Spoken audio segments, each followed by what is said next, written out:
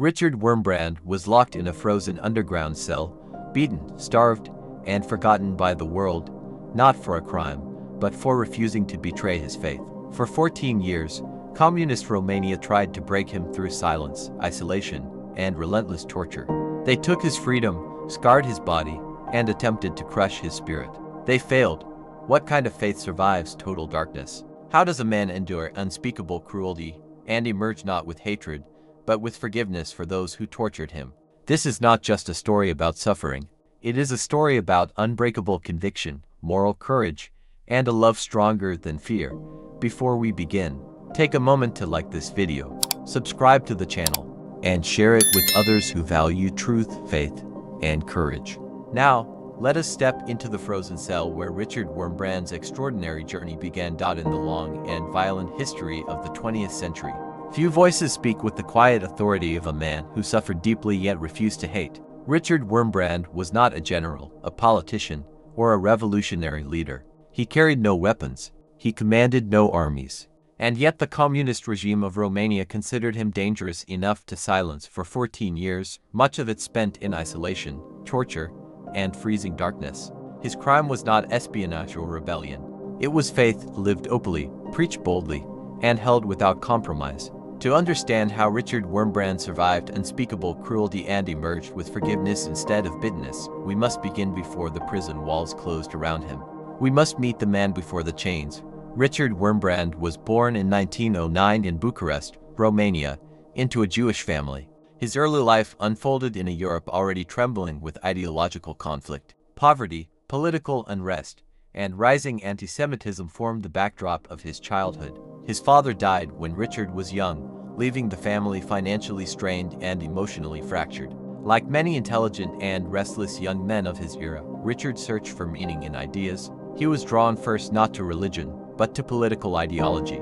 In his youth, he became deeply involved in Marxist thought, convinced that communism held the promise of justice, equality, and liberation for the oppressed. As a teenager and young adult, Wurmbrand worked as an activist and organizer, distributing communist literature and traveling across Europe. He believed history could be redeemed through revolution. Yet even as he embraced atheism and Marxism, something within him remained unsettled. The promised utopia never quite matched the moral emptiness he observed in himself and others. Ideology, he would later say, gave answers without giving life. The turning point came in the late 1930s. Richard and his wife, Sabina, encountered a Christian carpenter who spoke to them not with arguments, but with compassion. This man introduced them to the Gospels, not as propaganda, but as truth lived out in humility and love. Over time, Richard's resistance softened. The Christ he met in Scripture was nothing like the caricature he had rejected. This Christ suffered willingly, loved enemies, and refused to dominate through force. In a world intoxicated by power, this weakness carried an authority that Marxism never had. Richard and Sabina converted to Christianity, a decision that would redefine every part of their lives. Richard studied theology and became a Lutheran pastor. Almost immediately, his faith was tested by history itself. During the Second World War, Romania allied with Nazi Germany. Anti-Semitic laws tightened. Jews were deported and murdered. As a Jewish convert to Christianity, Wurmbrand lived at the intersection of multiple dangers. Yet instead of hiding, he and Sabina chose to act. They organized secret networks to help Jews escape, sheltered refugees, and preached Christ to German soldiers, many of whom were spiritually hollow and morally broken. Richard refused to see even enemy soldiers as beyond redemption. For him, the gospel was not tribal, it was universal. This refusal to divide humanity into categories of worth would later become one of the foundations of his ability to forgive. After the war, Romania fell under communist control. At first, many welcomed the new regime, hoping it would bring stability and equality. But it soon became clear that the state demanded absolute loyalty. Religion was tolerated only if it submitted completely to party authority. Churches were pressured to become instruments of propaganda. Pastors were expected to preach obedience to the regime as a Christian virtue. In 1945, a Congress of Christian leaders was convened by the government. One by one, speakers praised communism from the pulpit, declaring it compatible with Christianity.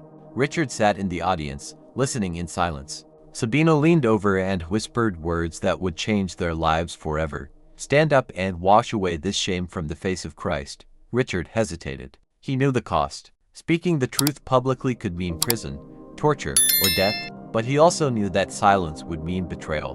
When his turn came, Richard stood and spoke calmly, respectfully, and firmly. He declared that a Christian's loyalty belongs first to Christ, not to any political system. He refused to bless atheistic tyranny in God's name. The room fell silent. The state took note.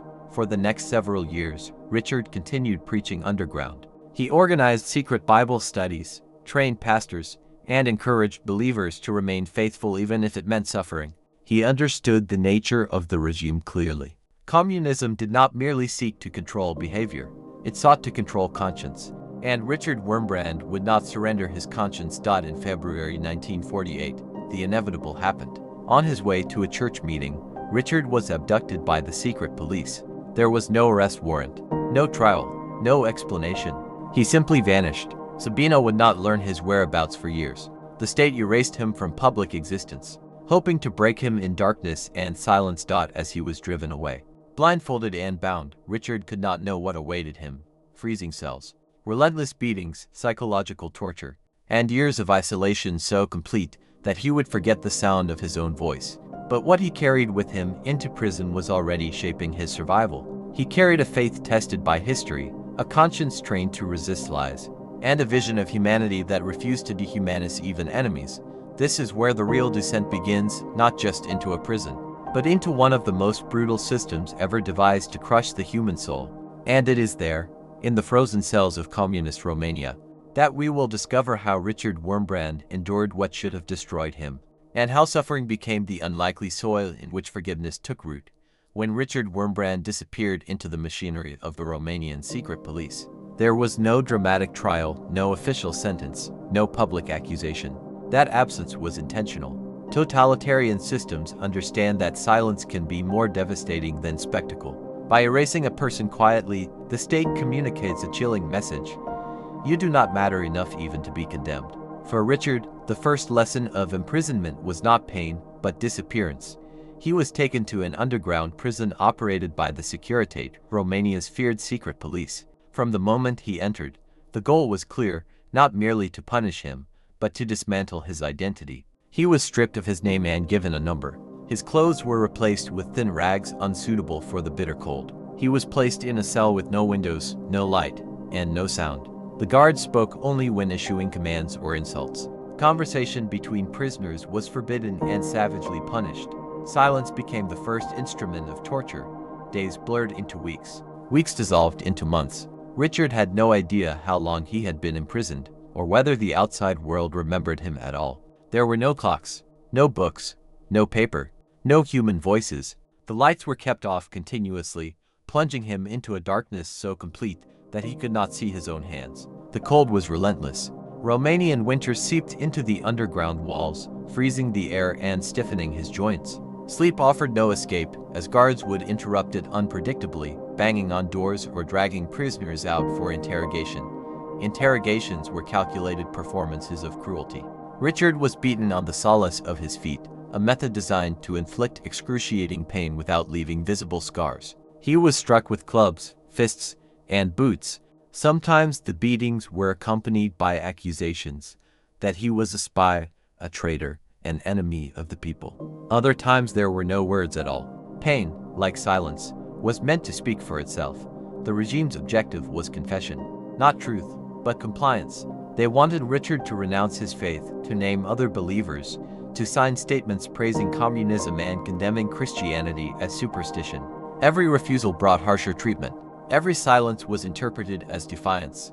Yet even in those early months, something unexpected began to happen within the darkness. Deprived of all external stimuli, Richard turned inward. He later described how scripture, memorized long before his arrest, became his lifeline. Verses rose unbidden in his mind. Hymns he had sung in church echoed softly in his memory. In the absence of sound, his thoughts became loud. In the absence of light, his inner world grew vivid. He began composing sermons in his head, delivering them silently to imaginary congregations. He rehearsed entire theological arguments, refining them with care, not because anyone might hear them, but because clarity itself became an act of resistance. If the regime sought to reduce him to an animal, thought became defiance. But the suffering intensified. Richard was eventually transferred to a cell designed for long-term isolation. The temperature often dropped below freezing. Prisoners were given minimal food, thin soup, moldy bread, just enough to keep them alive. Hunger gnawed constantly, dulling concentration and weakening the body. His teeth loosened. His bones ached. Infection festered in untreated wounds. The guards experimented with psychological torture as well. They mocked his faith, telling him God had abandoned him. They claimed Sabina had remarried, that the church had forgotten him, that Christianity was finished in Romania. Sometimes they pretended to offer kindness, warmer clothes, more food, if only he would cooperate. These moments were often more dangerous than outright violence. Hope, when manipulated, could become another weapon. There were times Richard came close to despair. He later admitted that faith did not make him immune to fear or pain. He wept. He questioned. He wrestled with the silence of God. But even in these moments, he refused to let suffering turn into hatred. He made a deliberate decision early in his imprisonment. He would not allow his torturers to reshape his soul. This decision did not come easily. Hatred would have been understandable. It would have felt justified. But Richard understood something profound. Hatred binds the victim to the oppressor. To hate his guards would mean allowing them one final victory, control over his inner life. Forgiveness, he realized, was not weakness. It was freedom. In the depths of isolation, he began to pray not only for endurance, but for his persecutors.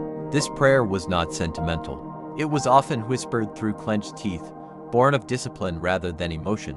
He prayed that God would forgive them, enlighten them, and free them from the ideology that had deformed their humanity.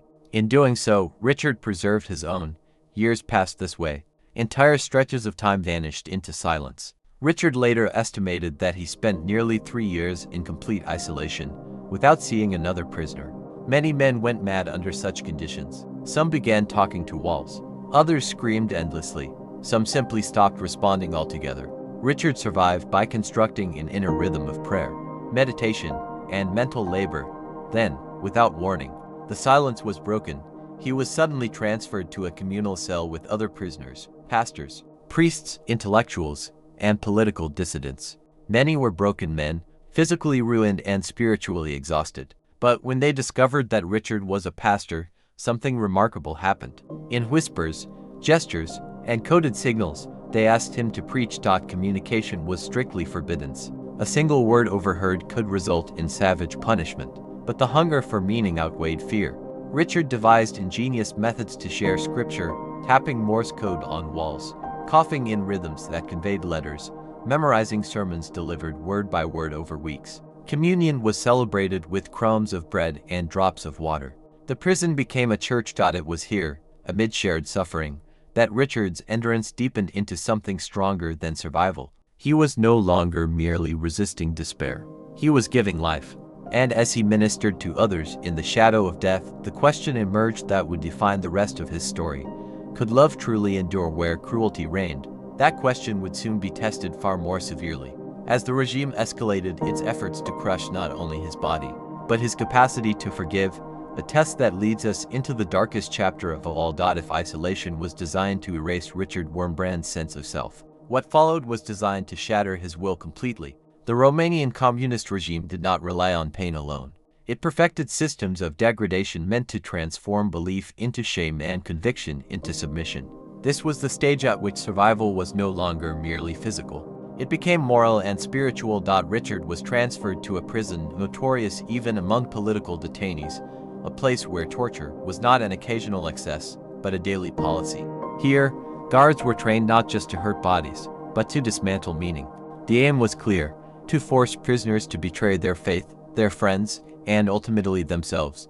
The beatings became systematic. Richard was whipped, kicked, and struck with iron rods. His body bore the marks of calculated cruelty, broken bones, deep wounds, and scars that would remain for life. Guards took particular pleasure in attacking his religious identity. During interrogations, they demanded that he renounce Christ, mock scripture, and declare communism the only true hope for humanity. When he refused, the punishment intensified. One of the most brutal methods involved forcing prisoners to stand for hours or days without rest. If they collapsed, they were beaten, until they stood again. Sleep deprivation blurred the line between waking and dreaming.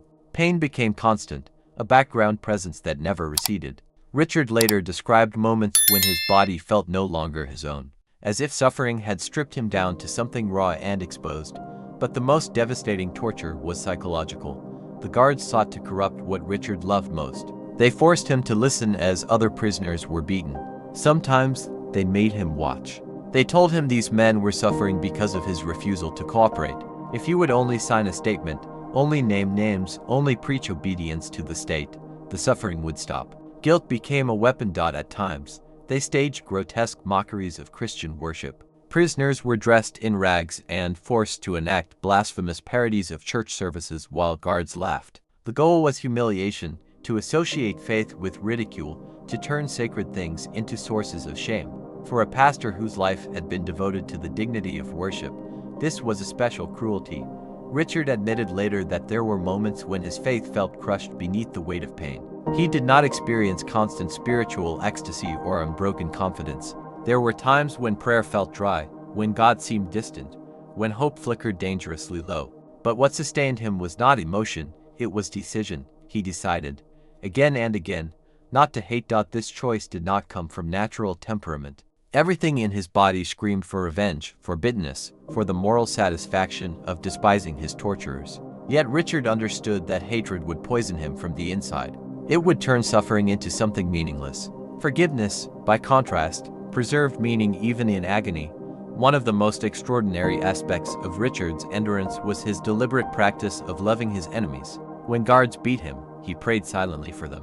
When interrogators mocked his faith, he asked God to open their eyes. He did not romanticize them. He recognized their cruelty clearly. But he also recognized their captivity, prisoners themselves of an ideology that demanded brutality. This internal posture changed the nature of his suffering.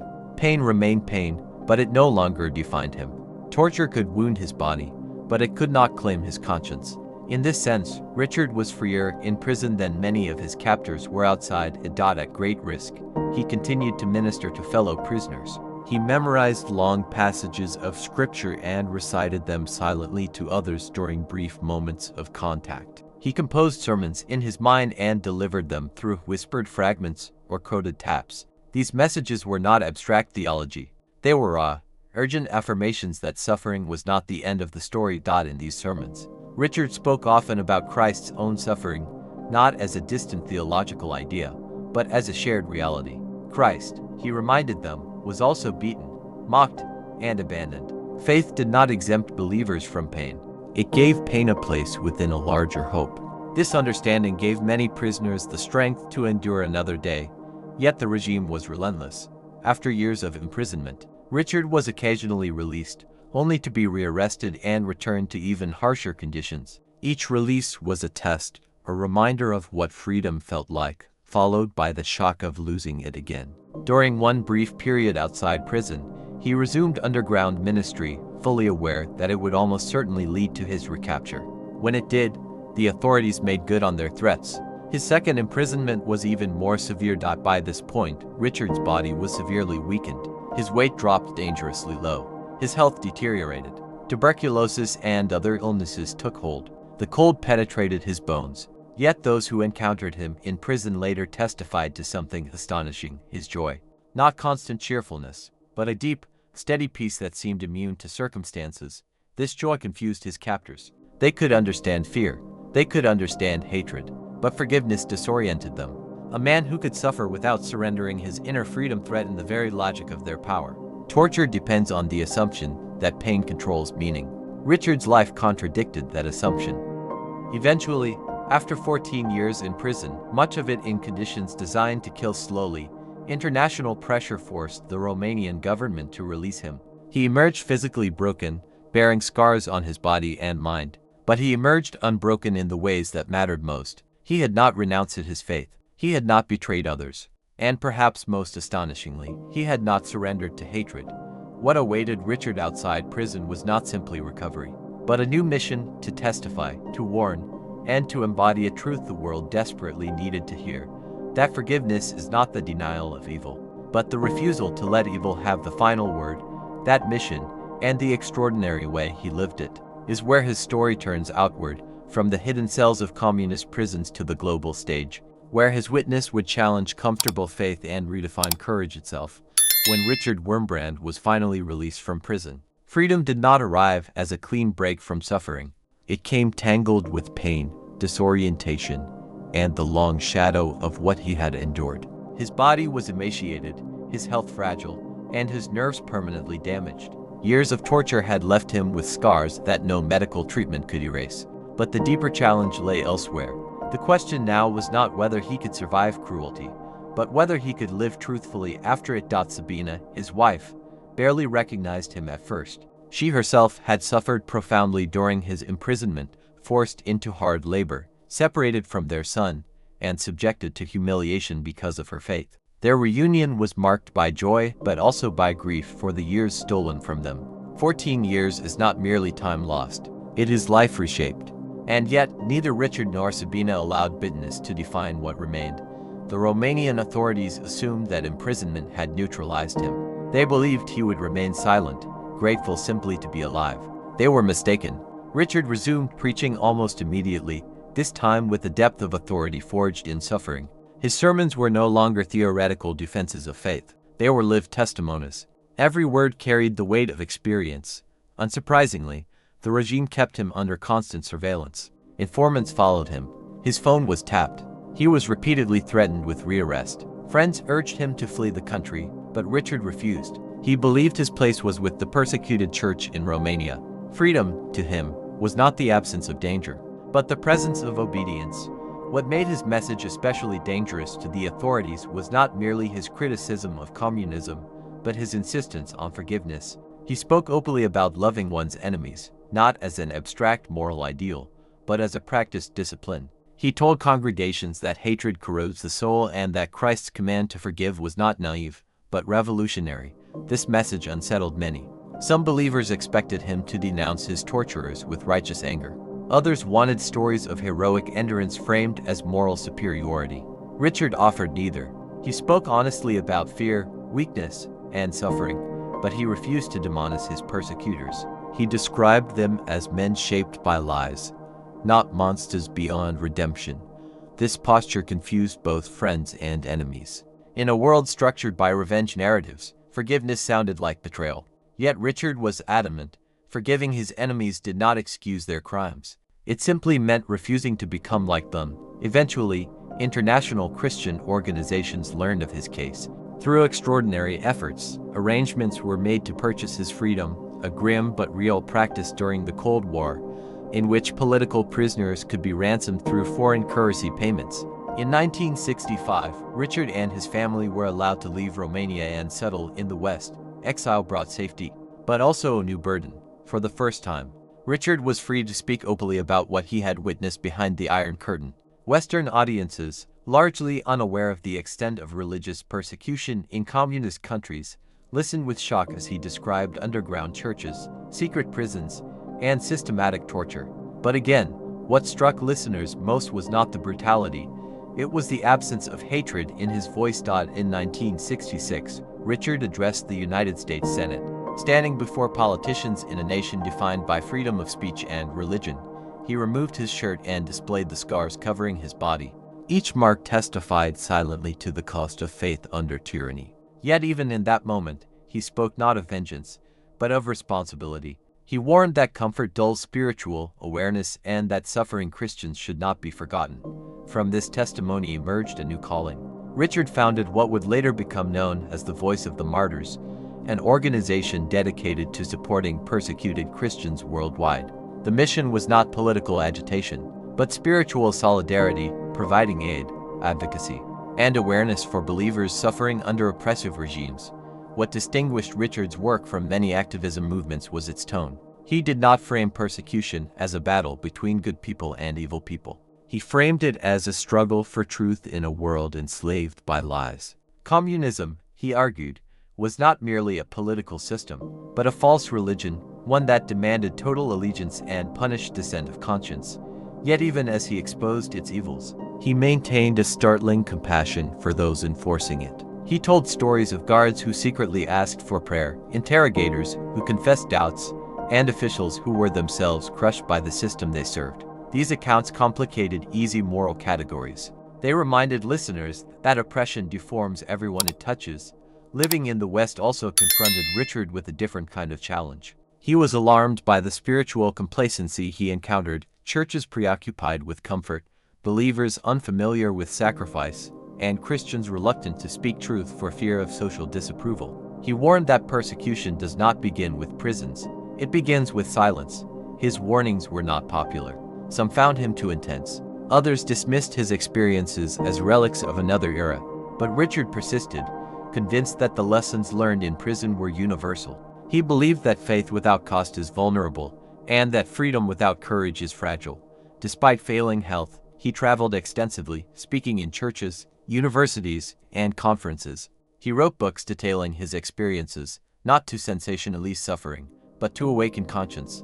Again and again, he returned to the same theme: love is stronger than fear, and forgiveness is the ultimate form of resistance. As the years passed, Richard aged into a quiet elder, his voice softer but no less urgent. He never claimed to be heroic. He described himself simply as a witness, someone who had seen what happens when ideology replaces conscience, and when power attempts to govern the soul.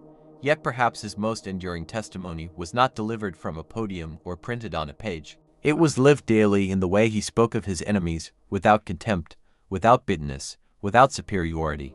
In a century defined by cycles of violence, Richard Wurmbrand stood as a contradiction, a man shaped by suffering who chose love. That choice would echo long after his death, challenging future generations to ask a difficult question: if forgiveness was possible in the frozen cells of a communist prison, what excuse do we have for withholding it in freedom? The answer to that question, and the legacy it creates, brings us to the final movement of Richard Wurmbrand's extraordinary life. Richard Wurmbrand's story does not end with his release from prison, his speeches in the West, or even with the founding of the Voice of the Martyrs. His true legacy lies deeper, in the unsettling questions his life continues to ask of anyone who hears it. Long after the scars on his body faded into memory, the challenge of his witness remained sharp. What does faith look like when it costs everything? And what kind of love survives deliberate cruelty? As Richard entered the final decades of his life, his body grew weaker, but his moral clarity never dimmed. He spoke less frequently, traveled more slowly, and endured constant pain from injuries sustained decades earlier. Yet those who met him often remarked on his gentleness. There was no trace of bitterness, no obsession with past suffering. Instead, there was humor, humility, and an almost disarming kindness. He did not carry himself like a survivor demanding recognition, but like a servant grateful for grace. This posture was itself part of his message. In an age fascinated by power, Richard embodied a different kind of strength. He believed that suffering does not automatically ennoble anyone. It can just as easily harden and deform. What transforms suffering, he insisted, is love. Not sentimental love, but disciplined, chosen love, the kind that refuses to surrender the soul even when the body is broken. Richard often warned that persecution is not an anomaly of history, but a recurring human pattern.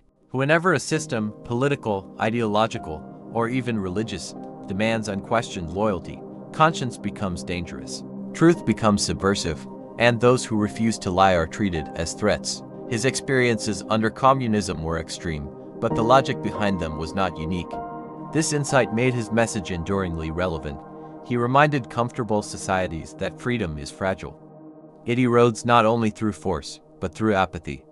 He warned that when believers prioritize safety over truth, they slowly surrender the very freedoms they assume will always exist. His concern was not merely for persecuted Christians abroad, but for the moral health of faith communities everywhere. Yet Richard never preached fear. He preached courage rooted in love. Perhaps the most extraordinary aspect of his legacy is his theology of forgiveness. In modern discourse, forgiveness is often misunderstood, reduced either to emotional release or dismissed as moral weakness. Richard rejected both extremes. For him, forgiveness was neither forgetting nor excusing. It was an act of spiritual defiance. He once explained that forgiving his torturers did not mean pretending they were good men. It meant refusing to allow their evil to define his inner world. Hatred, he believed, hands power back to the oppressor. Forgiveness reclaims it. In this sense, forgiveness was not something he did for his enemies, it was something he did to remain free. This understanding confronts a deeply ingrained instinct. Most human systems are built on retaliation. Justice is equated with punishment. Power is maintained through fear. Richard did not deny the need for justice, but he insisted that justice without mercy ultimately dehumanizes everyone involved. His life stood as evidence that mercy does not weaken resistance to evil, it strengthens it by preventing evil from spreading inward. As the 20th century gave way to the 21st, Richard Wurmbrand's warnings took on renewed urgency. New ideologies arose, old hatreds resurfaced. Technology amplified both truth and propaganda. In many parts of the world, believers once again faced imprisonment, violence, and death for their faith. The voice of the martyrs continued its work, carrying forward Richard's conviction that the suffering church must never be invisible. Yet even beyond religious contexts, his life speaks powerfully to broader human struggles. His story resonates wherever people face injustice, abuse, or oppression. It challenges victims to ask not only how to survive trauma, but how to emerge without becoming defined by it. It challenges societies to reconsider the cost of silence. And it challenges individuals to examine the condition of their own hearts. Richard died in 2001, at the age of 91. By worldly standards, his life could be described as tragic: years stolen, body broken, suffering prolonged. Yet to frame it that way would miss its deepest truth. His life was not ultimately shaped by what was done to him, but by what he chose to do in response. He chose faith over fear, truth over safety, love over hatred. In one of his final reflections, Richard wrote that Christians do not seek suffering, but they must be prepared for it. Faith, he believed, is proven not in moments of comfort, but in moments of cost. And forgiveness, far from being an optional virtue, is the ultimate test of whether faith has truly transformed the heart. The frozen cells of communist Romania were meant to destroy a man. Instead, they revealed something indestructible. They revealed that the human spirit, anchored in truth and love, can withstand even the most calculated cruelty. They revealed that forgiveness is not the absence of pain, but the triumph over it. Richard Wurmbrand survived 14 years of torture not because he was unusually strong, but because he anchored his life in something stronger than himself. And in doing so, he left behind a legacy that refuses to remain safely in the past. His story does not ask to be admired from a distance. It asks to be answered. Will truth matter when it costs you? Will faith endure when it brings suffering? And will love remain when hatred feels justified? These are not historical questions. They are present ones, and as long as they remain unanswered, the voice of Richard Wurmbrand, forged in silence, sharpened by suffering, and softened by forgiveness, will continue to speak. Richard Wurmbrand's life leaves us with a truth that cannot be ignored. The human spirit, anchored in faith and love, can endure even the darkest cruelty. 14 years of torture failed to steal his conscience. Isolation could not silence his hope. Hatred never claimed his heart. In a frozen cell designed to erase him, Wurmbrand discovered a freedom no prison could touch, the freedom to forgive. His story is not only about what communism did to one man, but about what faith can produce in any life willing to pay the cost. It confronts our comfort, challenges our silence, and asks whether we would stand for truth if it demanded everything. If this story moved you, challenged you, or made you think differently, like this video, subscribe to the channel, and share it with others who need to hear it. And most importantly, leave a comment below. What part of Richard Wurmbrand's story impacted you most?